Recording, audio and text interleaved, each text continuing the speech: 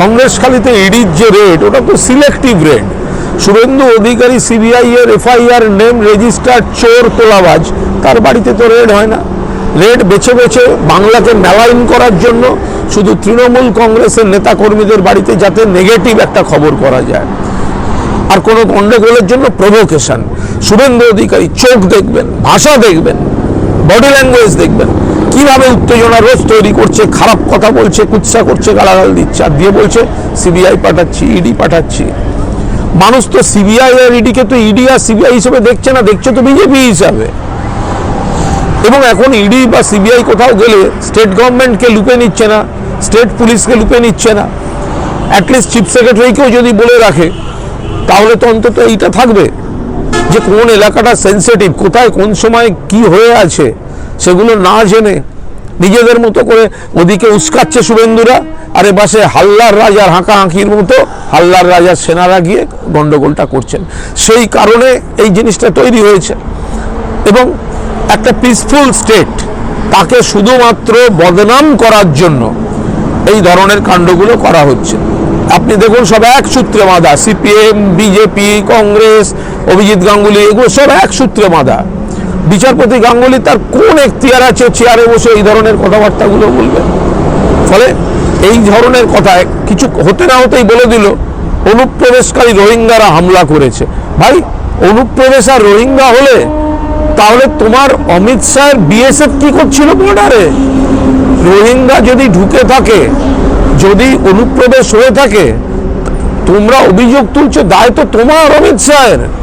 ফলে একটা শান্তিপূর্ণ জায়গায় সিলেক্টিভ রেড করতে করতে ধারাবাহিকভাবে গন্ডগোল করার জন্য এই সিনগুলো তৈরি করছে কেন্দ্রীয় সরকার, এই সিনগুলো তৈরি করছে বিজেপি, আর তাদের সঙ্গে হাত মিলিয়ে আছে তৃণমূল বিরোধী এই অশুভ শক্তিগুলো। আরে এসব কথা বলে কোনো লাভ নেই, সব কথা বলে লাভ নেই। প্রত্যেকটা লোক দেখেছে, আর শেখ শাহজাহানের উত্তরণও আপনারা দেখেছেন। আমি তো 3টে ট্রাস্টের কথা বললাম। 139 বিঘা জমি পাওয়ার অফ অ্যাটর্নি করে জোর করে হিন্দুদের কাছ থেকে নিয়েছে।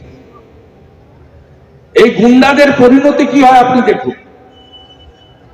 কারা বলছে যে তৃণমূল দলটা হচ্ছে করাপ্টেড?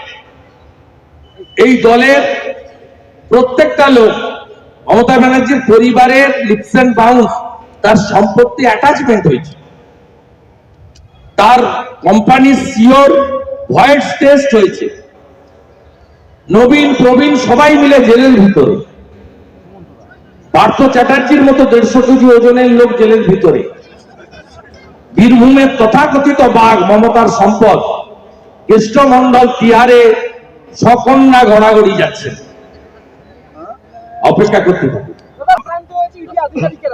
যখন মূল মাথাদের খুঁজে দেওয়া যাবে তখন কি হবে, এরকম একটা আশঙ্কা কিন্তু উঠেই যাচ্ছে। আরো প্রস্তুতি নিয়ে যাওয়া উচিত, এক সেকশন সিআরপি নিয়ে যাওয়া উচিত, 5 কোম্পানি নিয়ে যাওয়া উচিত। যে ভারত সরকার কাশ্মীরকে ঠিক করতে পারে, সেই ভারত সরকার এই ছোট ছোট পাতি মাফিয়াদেরও ঠিক করতে পারে। আজকের ঘটনায় পুনর্বার পশ্চিমবঙ্গে যে জঙ্গল রাজ চলছে, এটা গোটা ভারতবর্ষের সামনে উপবিষ্ট হলো। আর এর জন্য দায়ী মমতা ব্যানার্জি, কারণ তিনি 21 সালে নিজাম প্যালেসে নিজে ধর্ণা দিতে গেছিলেন। তিনি আরেকটা চোর রাজীব কুমারকে বাঁচানোর জন্য সারা রাত্রি ধর্মতলাতে ধর্ণা দিয়েছিলেন। অর্থাৎ ঝাড়ে একটাই বাঁশ হয়, আর মমতার ঝাড়ে শাহজাহানরাই হয়, মমতার ঝাড়ে অন্য কোনো বাঁশ হতে পারে না। सत्तारूढ़ पार्टी के गुंडों ने, दरिंदों ने जो हमला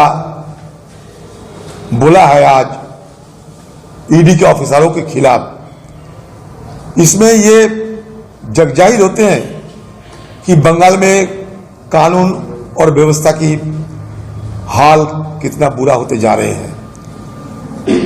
मैं तो ये कहना चाहते हैं कि अगर ईडी इतना इडियट कब से हुआ पता नहीं, उनको सारे फौजों को साथ में लेकर चलना चाहिए। आज तो जख्म हुए, अगले तारीख खून भी हो सकते। तो इसके लिए सतर्कता बरतते हुए ईडी वालों को और ज्यादा फौज को शामिल करते हुए किसी के खिलाफ दाबोच करना या किसी को हिरासत में लेना, कोई संपत्तियों को बरामद करना, जो भी कदम उठाए साथ में भारी भरकम सिक्योरिटी फोर्सेस को लेना चाहिए, ये मैं जरूर कहना चाहते हैं। क्योंकि बंगाल में ये सारे आदी हैं, आज जख्मी हुए हैं, कल ईडी वाले अगर खत्म हो जाए, खून हो जाए, तो हमें मुझ जैसे लोगों के लिए ये आश्चर्य की बात नहीं होगी।